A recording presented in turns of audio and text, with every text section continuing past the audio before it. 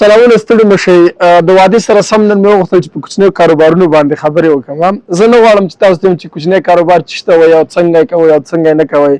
صرف په ځینو نقطو باندې غواړم فوکس وکړم چې ولې په افغانستان کې کوچني کاروبارونه ناکامیږي او دغه ناکامي بیا داسې کېږي چې خلک د کوچنیو کاروبارونو پیلولو ته زړه ښه نه کوي. دغه کوچني کاروبارونه بیا ناکامیږي چې خلک وایي چې انډیواله پلان کې پکې ناکام شو، زه ولې دا کاروبار پیل کړم. راځئ نن په دې باندې خبرې وکړو په دغه فیکټورونو باندې چې دغه کوچني کاروبارونه ولې ناکامیږي. زه نه غواړم چې ډېر جزئیات اضافه خوا دې خوا خبرې وکړم، مشخصا موضوع ته راځم. کوچني کاروبارونه چې ناکامیږي اول علت چې دی هغه د بازار یا د مارکیټ په اړه باندې ناسم پوهاوی دی یا ضعیفه پوهاوی دی یا کمزوری پوهاوی دی. هغه څوک چې ګوره کاروبار پیل کوي هغه باید اول مارکیټ مطالعه کړي. ګورئ اول موږ وایو چې مارکیټ باندې نه پوهېږي، په بازار مطالعه نه ده کړې. په دې کې څو نقطې مهمې دي په دغه خبره کې. اول ته چې بازار ته ځې ته باید مشتریان مطالعه کړي. ته چې یو چي ته کاروبار پیل کړې ته باید هوایي ونه چې تا ته یو څوک وایي چې والا انډیواله دغه شي ته دلته ډیمانډ ډېر زیات دی، تقاضا ورته ډېره زیاته ده او راځه توکل په خدای شروع کړه. توکل په خدای او چې تا مطالعه نه یې کړي، حقایق او شواهد او ارقام دې نه یې راغستې او کاروبار شروع کړې، نو ته ناکامۍ سره مخ کېږي. نو د مارکیټ یا بازار د پوهاوي دپاره اول ته باید څه شی وکړي، د مارکیټ اړتیاوې یا ضرورتونه باید په پام کې ونیسي. زه غواړم په هوټل پروان کې سرمایه ګزاري وکړم، زه غواړم د جلال آباد ښار په پښتونستان واټ کې یو کاروبار جوړ کړم، زه غواړم چې په مزار او هرات کې کار جوړ کړم، زه غواړم چې په خوست، قندهار، پکتیا، پکتیکا، غزني دې ځایونو کې کاروبارونه وکړم. نو زه باید اول هلته مطالعه وکړم د خلکو ضرورت څه شی دی، نمبر 1. نمبر 2، په بازار کې مانه مخکې آیا چا دا کار کړی دی؟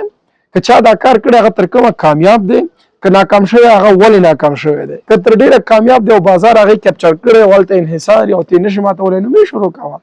که یو چا کاروبار شروع کړی او ناکام شوی د ناکامۍ دلایل یې ولټوه، یعنې ستا د یو ډول د رقابت په اړه باندې ته مطالعه کوې. 3، مشتریانو پرچیسنګ پاور کتل دي. آیا ته ځې په غزني کې داسې کاسمیټکس وړې د چین او د ایټالیا او د فرانسې عطر وړې هلته یې خرڅوي؟ آیا غزني کې خلک د دې وس لري؟ صحیح ده چې مارکیټ کې ستا رقیب نشته، خلک یې دا شیان هم خوښوي، خو پرچیسنګ پاور په کوم حالت کې دی؟ خلک هغه شیان اخیستلی شي که نشي اخیستلی؟ نو کم تر کمه یو اونۍ باید ته دغه د بازار مطالعه، ستا د رقابتینو یا د رقیبانو مطالعه، ستا د مشتریانو پرچیسنګ پاور، هلته ضرورت کتل، ته باید یو هفته په دې باندې تیره کړي او په دې باندې باید هغه ارقام او شواهد او شیان راټول کړي تر څو ته د خپل کاروبار دپاره هغه لومړی قدم چې بیا وروسته ستا د ناکامۍ ګرځي هغه باید سرته ورسوي. بل ګوره ته لاړې بازار د مطالعه کو، خپل رقیبان دې لیست کړه، ضرورتونه دې هلته لیست کړه، قیمتونه دې لیست کړه، بازار دې مطالعه کو یوې هفتې دپاره. بل ته چې کله کاروبار پیلوې اوس ته نه وایم چې قانوني پروسیجرونه دا د هغه ستا خپل کار دی، انډیوال هر هېواد او هر ځای فرق کوي. پور فاینانشل منیجمنټ نه دی، پور فاینانشل منیجمنټ یا ستا د پیسو هغه کمزوری مدیریت تا د ناکامۍ سره مخ کوي. زیاتره کاروبارونه چې ما کتلي دي په شروع کې ډېر زیات ګرم تلي او ټولې پیسې هلته مصرف کړي. داسې مه کوئ انډیوالانو. په پیل کې تاسو خپله ټوله سرمایه ګزاري، مثلا دا سرمایه ګزاري ته لري $50,000، ته لري 1,00,000 افغانۍ، 2,00,000 افغانۍ. که ته 1,00,000 افغانۍ لري 50,000 د په اول 3 میاشتو کې مصرف کړه، 50,000 ستا سرمایه ګزاري پاتې ده، هغه ریزرو وساته. کیدای شي مارکیټ کې ته یو نوي شي سره مخ شي، یو نوي رقیب سره مخ شي، ډیمانډ د خلکو تغییر راشي، پلان کې شی راوړو، نو ټولې پیسې په یو ځل به سرمایه ګزاري کې مه مصرفوه. هغه وارن بفټ د نړۍ هغه ستر اقتصاد پوه دی، هغه وایي چې د یو سین ژوروالی ته په 2 وخت باندې مه معلوموه چې سبا ته یو بل ضرورت پیدا شي او تا سره به 1 روپۍ نه.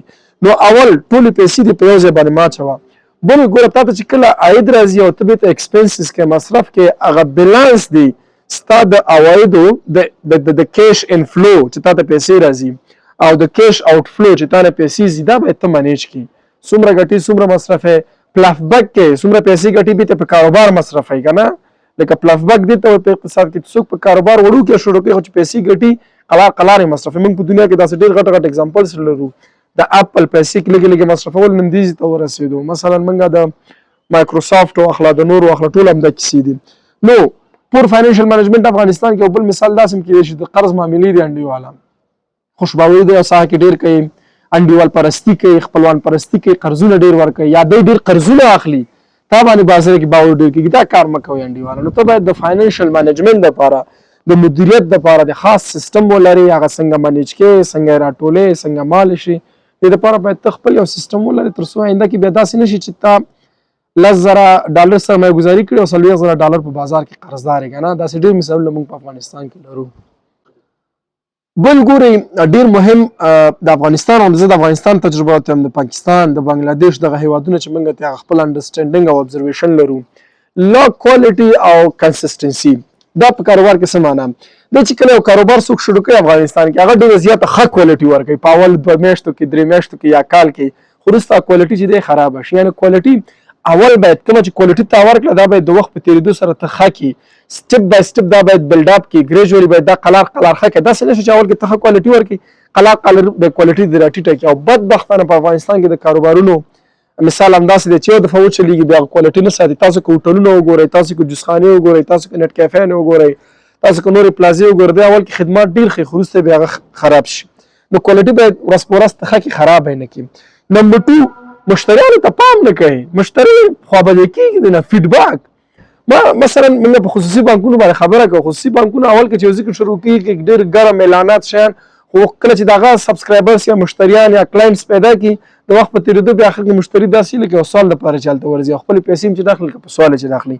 نو لا کوالټي په دې معنا باندې چې ته باید کیفیت ته ډېر پام وکړي، ورځ تر بلې ښه کړي. دویم فیډباک ته باید پام وکړي. کنسسټنسي په څه معنا باندې تاسو پوهېږئ چې په افغانستان کې 50% کاروبارونه کوچني کاروبارونه ولې ناکامېږي؟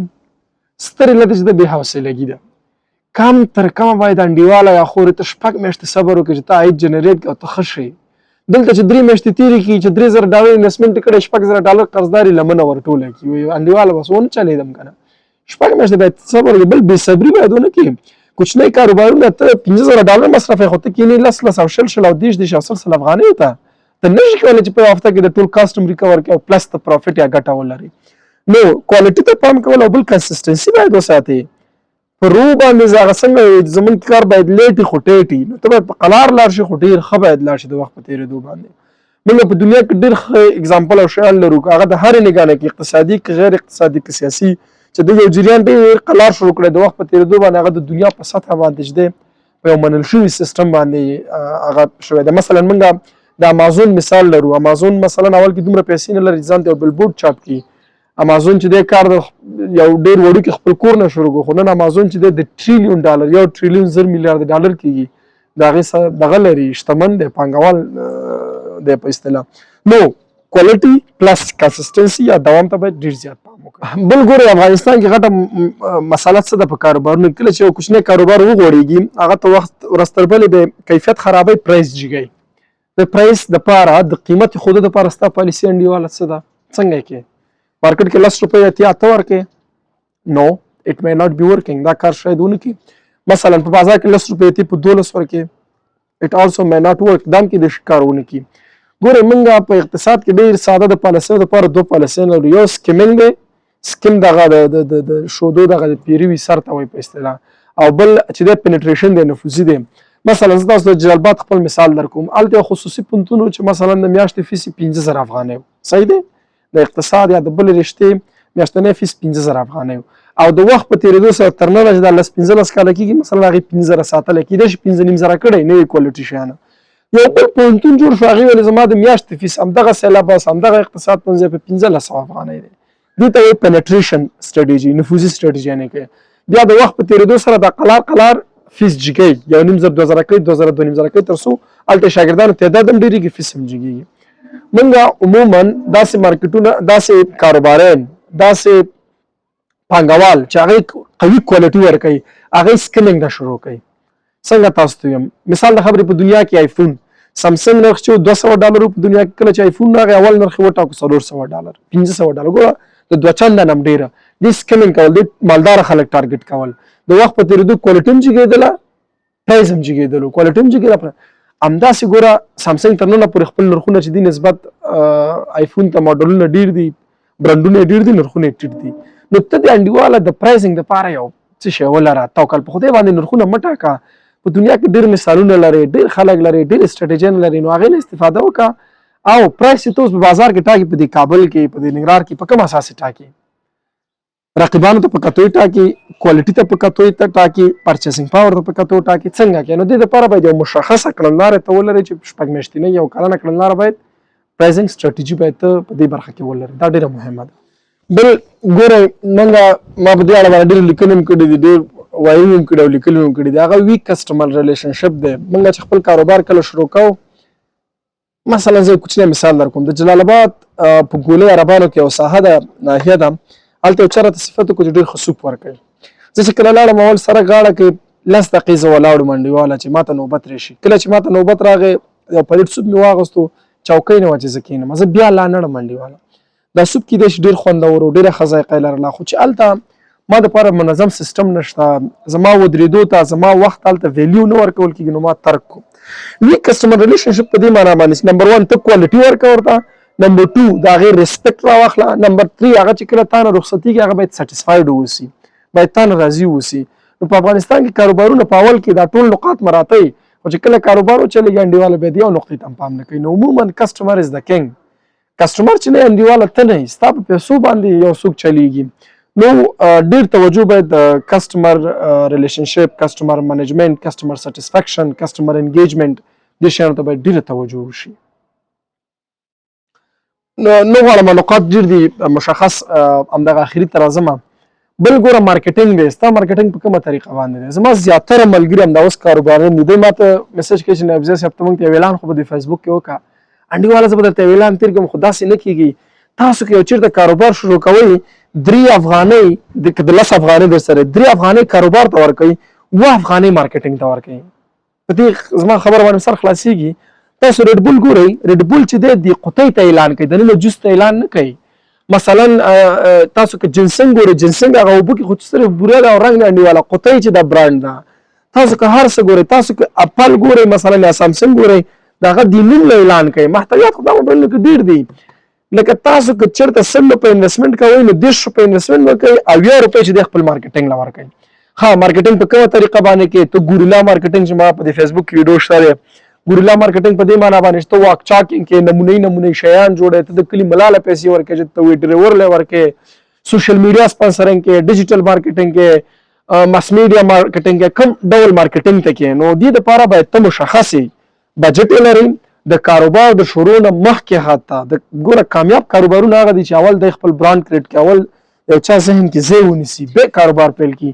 زمونږ د کاروبارانو بدبختي دا ده، ماته د هرات نه ځینې ویډیوګانې راورسېدلې دي، ممپلیو د شیرې او یا د کیچپو د دې شیانو. ما چې وکړه تاسو په خدای یقین وکړئ چې د پاکستان او د انډیا د دې شیانو د کیچپ نه کوالټي ډېره لوړه وه، خو مارکیټینګ یې په دې حد کې چې زه په کابل کې نوم خبر نه یم، او ننګرهاری به پې څه خبر شي، او خوستی او پکتیاوال به پې څه خبر شي. هر کله چې کاروبار کوئ، فرسټ اف آل ډیډیکیټډ یا خاص الوکیټډ بجټ باید مارکیټینګ ته ولرئ، مخکې نه مارکیټینګ سټریټجي ولرئ، خاص مشخص سټف ولرئ، د هغې سټف باید تاسو قدر وکړئ. عموما په اداراتو کې بې قدره کس چې د دوی مارکیټینګ کس وي، د دوی د ریسرچ اینډ ډیولپمنټ کس وي، چې هغې ته په یو اضافه سترګه باندې کتل کېږي. خو خیر کوچنیو کاروبارونو کې کولی شئ تاسو د خپل موبایل نه استفاده وکړئ. دا ستاسو دپاره چې د ټوله دنیا ستاسو په دې پام کې د پام ټاپ دی، دا لپټاپ نه دی، پام ټاپ معنا ټوله دنیا ستا په دې ورغوي کې د انډیواله. او ته کولی شئ چې خپله هم مارکیټینګ سټریټیجۍ سرچ کړي، یوټیوب پسې وګورئ او ځان دپاره همغسې کارونه وکړي. نو هدف مې دا و دغه 5-6 پوینټونه چې ما وویل که تاسو دې ته توجه وکړئ او همداسې لاړ شئ، نو انشاءالله تاسو به یو کامیاب کاروبار شروع کړئ. بله ویډیو کې به موږ وګورو چې موږ د یو کوچني کاروبار دپاره سرچینې د کومه کولی شو. ما سره ښه فکر دی، ښه ایډیا ده، استاده ما سره هر څه شته دی، پیسې نشته، ځای نشته، کرایه وسله لرم، بل نو د کوچنیو کاروبارونو په سرچینو باندې راتلونکي ویډیو انشاءالله. ډېره زیاته مننه.